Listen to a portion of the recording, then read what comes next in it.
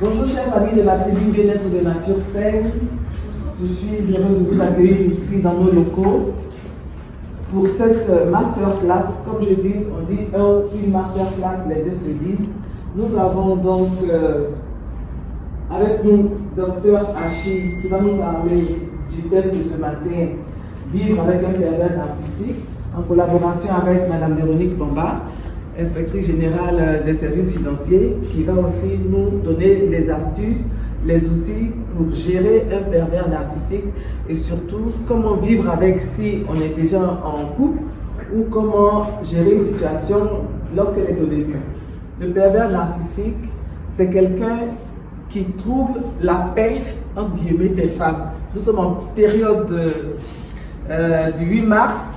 Donc, c'est un cadeau que je nous fais aux femmes, d'en savoir un peu plus sur ce pervers narcissique, celui qui se prend pour le plus beau, celui qui sait tout et qui dévalorise la femme de façon consciente ou inconsciente. On le saura tout à l'heure avec Dr Hachi et Madame. Madame Sika, à travers ce pack-là, nous a demandé ce jour de parler un peu de la perversion narcissique. Donc, on aura 4 temps. D'abord, le contexte et la définition.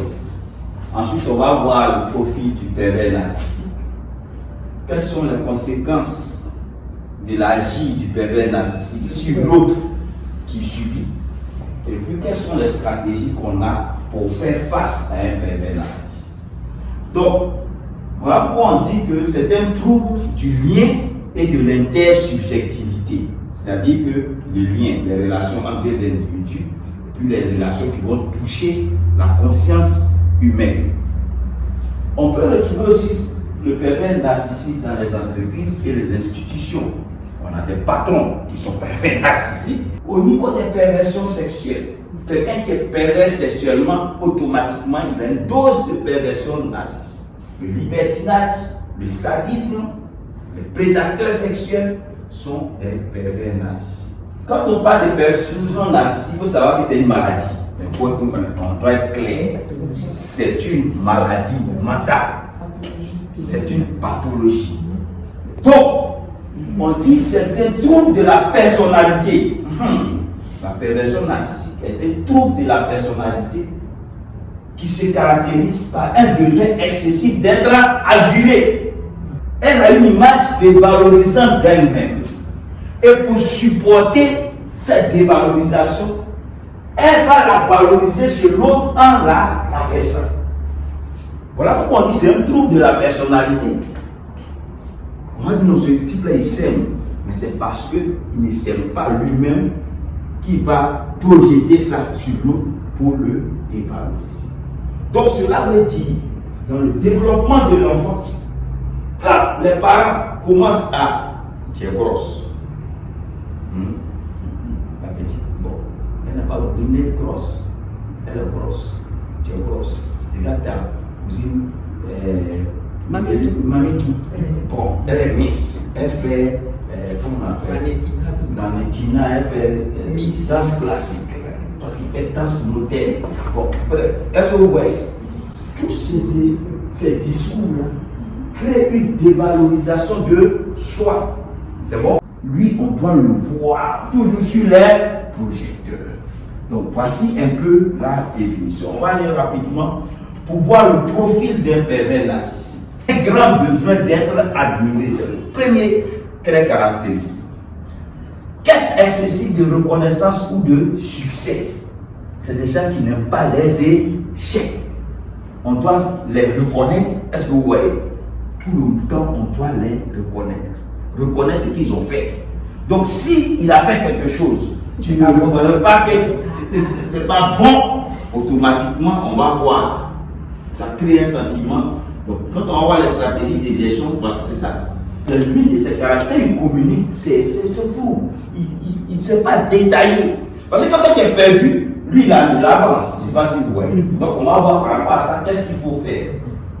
Change fréquemment d'opinion. Il est instable. Il a dit quelque chose, après il va changer. Voilà. Donc, il n'a pas une opinion figée. Il rencontre des mensonges. C'est un marmailleur, comme dirait. Il éprouve de la jalousie. contrecarrer aussi, comme tu sais qu'il est jaloux, il faut utiliser les gens qui n'aiment pas pour le rendre beaucoup jaloux. En fait, c'est ça. Tout à l'heure, on va voir cela. Être capable d'avouer ses torts et d'assumer la responsabilité de ses actes. Puisque nous, c'est l'autre qui est toujours en tort. Il fait quelque chose et lui va t'étonner. Et comme c'est un manipulateur, toi-même tu vas prendre conscience que c'est toi-même qui as tort. C'est fort, hein? C'est fort. C'est fort. L'influence qu'il exerce là, c'est calculé. Donc il est conscient de la manipulation. Il est conscient de l'influence. Mais le mal que provoque l'influence là, il n'est pas conscient de ça. Il sait qu'il te manipule, mais les conséquences, pour lui, c'est normal. Jouissance de dominer l'autre, le privant de ses droits élémentaires. Donc, il va se réjouir de vous dominer. L'outrageant, l'anéantissement psychique, il va détruire toutes les positions. Comment on peut laisser quelqu'un comme ça? Il y a longtemps infini ça.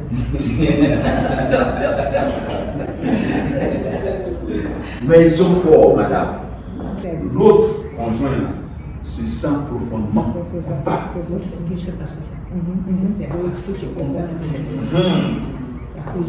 C'est à cause de toi. C'est parce que tu fais ça bien, qu'il manipulation comme ça. C'est toi qui as fait que je te comme ça. Ton sentiment de culpabilité là est énorme. L'une des premières choses, c'est de déculpabiliser. Cesser de se justifier et de justifier le pervers narcissique. Prendre conscience de ça. Voilà, c'est ça.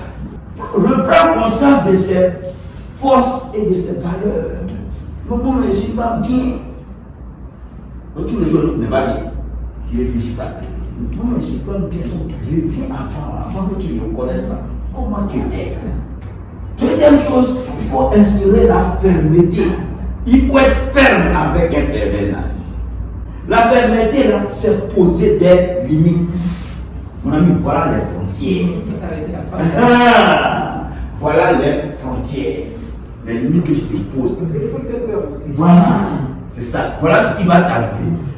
Mais ce n'est pas dans les paroles. On dit joindre immédiatement et constamment l'acte à la parole. Donc ce que tu as dit là, ce qui transmet, tu fais en même temps. Tu fais ça même. Si tu ne fais pas, c'est pas. Il n'est pas le centre de ton monde. Lui, il faut le monde. Toi, tu n'es pas le centre. Parce qu'enfant, il t'a coupé. Maintenant, tu n'es plus le centre. En tout cas, il t'a coupé. Oui. Tu n'es plus le centre de son monde. Renouer avec les proches dont vous avez été éloignés. Il faut renouer avec ses proches. Rompre toute interaction avec lui. Et puis, comme il t'a cassé, souvent pour remonter la pente, il faut aller le chercher une aide. Peux-tu m'expliquer ce que tu as voulu dire par là? Parce qu'il est fou. Donc, je vais lui demander d'être plus explicite. Il faut lui montrer que son opinion là, ce n'est rien. C'est toi qui l'as dit, sinon non. Sinon, moi, je pense que. Et puis, je me tiens à ça. J'ai l'impression que tu essaies de me manipuler. Mon ami, je vois ce que tu veux faire. Voilà. Arrête de me comparer aux autres. Parce qu'il va dire quoi? Par contre, ici, quand tu n'as pas les cantons intelligents, toi, tu as dit moi ça. Arrête de me comparer aux autres. Moi, j'ai de la valeur. Si toi, tu ne sais pas, Ruffin qui est là, son ami Ruffin qui est là, il reconnaît souvent ma valeur. Donc, j'attise ça. Attiser la jalousie. J'attise sa jalousie. En fait, le souci, c'est qu'il faut qu'il ait mal. Il ne supporte pas ça. Oui, vraiment, merci beaucoup. Vraiment, docteur Achille, c'est très édifiant. Et c'est pratique. C'est-à-dire que c'est une formation qui est pratique. Oui, qui, je veux dire, qui nous édifie parce que par rapport à un tel phénomène, on a les armes pour pouvoir faire face. Nous avons été édifiés et cela donne à réfléchir.